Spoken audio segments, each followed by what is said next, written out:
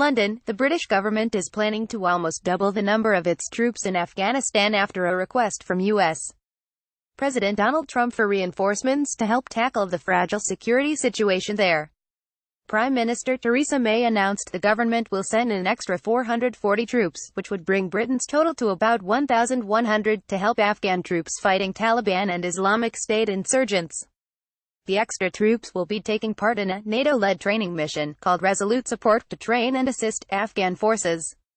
They will be based in Kabul and will not be in a combat role.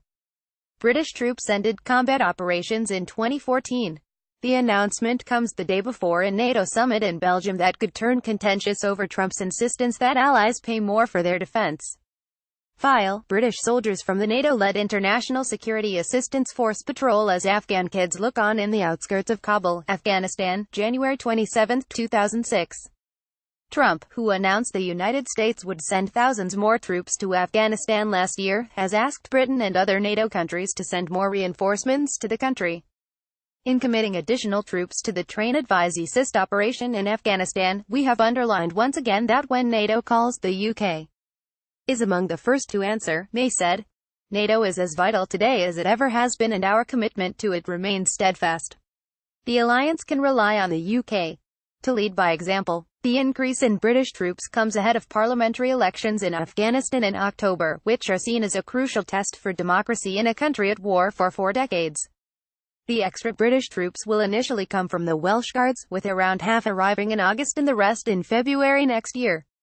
Hundreds of civilians have been killed and wounded in attacks in Kabul this year.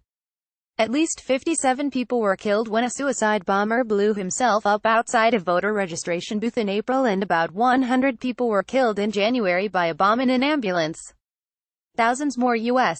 troops have been sent to Afghanistan to help train the army, and commanders have been given greater authority to carry out airstrikes against the militants, in a major reversal of the previous policy of phased withdrawal of American forces.